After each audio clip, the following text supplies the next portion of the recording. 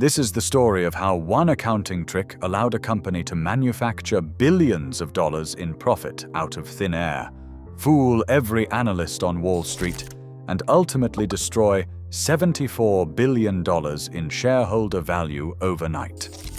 The company was Enron, and the trick was called mark-to-market accounting. At its height, Enron traded above $90 a share and boasted a market value of over $60 billion. On Wall Street, it seemed untouchable. Yet the foundation of its reported success rested on a single accounting method. Mark-to-market accounting allowed Enron to record the entire expected profit from a long-term contract the moment the deal was signed, not as the money actually came in over years. Traditional accounting only lets companies recognize revenue as it is earned when goods are delivered or services performed. Mark-to-market, by contrast, turned future hopes into present profit. The method itself was legal, designed to reflect real-time value. But in practice, it opened the door for reported numbers to race far ahead of any cash in the bank, creating a tension between appearance and reality that would define Enron's rise and its fall. On January 30th, 1992, the Securities and Exchange Commission issued a quiet but historic non-objection letter to Enron. For the first time, a non-financial company was allowed to use mark-to-market accounting on long-term energy contracts. The door opened because Jeffrey Skilling, who had joined Enron 2 years earlier, made this accounting change a condition of his continued leadership. Skilling argued that recognizing the total expected value of a contract on day one would keep Enron competitive and satisfy Wall Street's hunger for growth. The Scythe Energy's contract became the test case. Enron signed a 20-year agreement to supply 195 million cubic feet of gas per day to a power plant in New York. Instead of spreading the earnings over 2 decades, Enron's accountants calculated the present value of all future profits, roughly $3.5 to $4 billion, and recorded it immediately as income. What began as a legal accounting tool now let Enron transform a promise of future cash into instant profit, blurring the line between legitimate reporting and aggressive projection. Between 1997 and 2000, Enron's use of mark-to-market accounting exploded. The company reported nearly $50 billion in revenue through this method in just 3 years. Later forensic reviews found that about 95% of those reported earnings were overstated. Those numbers existed only on paper. The logic behind the system became a trap.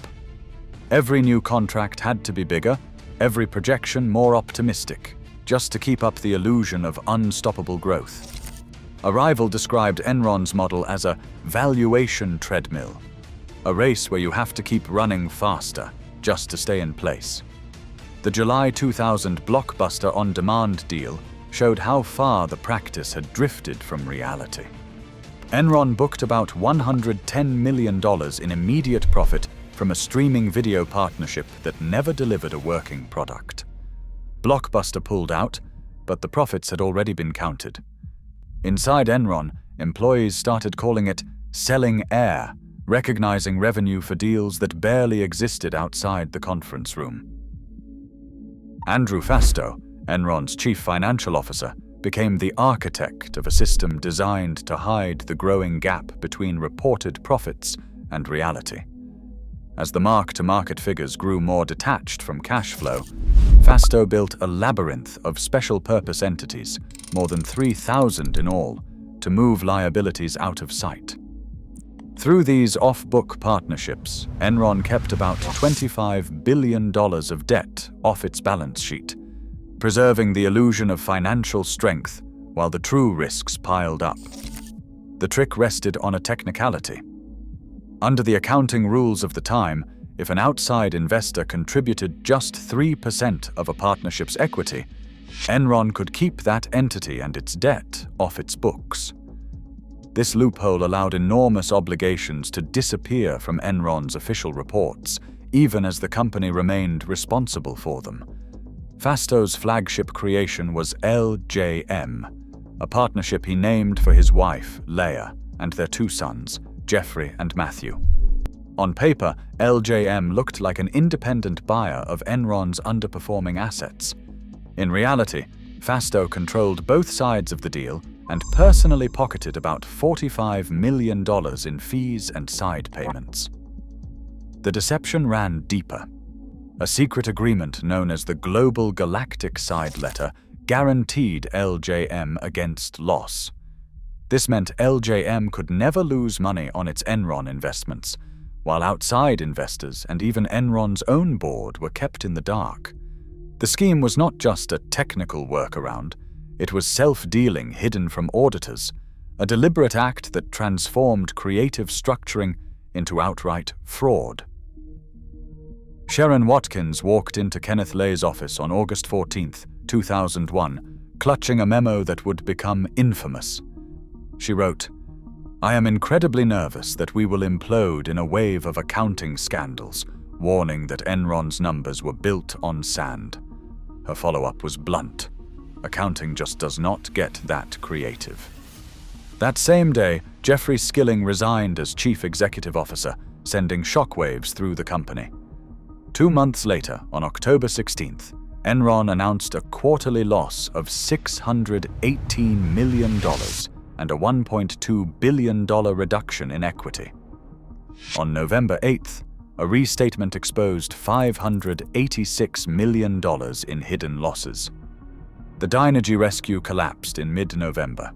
By December 2nd, Enron filed for bankruptcy, the largest in U.S. history at that time. Enron's collapse erased 20,000 jobs and wiped out retirement savings for nearly 15,000 workers, many trapped by a 2-week freeze as 63% of their 401k accounts sat in Enron stock. Kenneth Lay took $220 million. Skilling took $130 million, while employees lost everything. Arthur Andersen shredded documents before its 2002 conviction. Sarbanes-Oxley followed, and Andrew Fasto later admitted he followed the rules but ignored ethics. Mark-to-market remains legal. The deeper question is this: can we tell the difference between reporting value and inventing it? Until we do, the next illusion is only numbers away.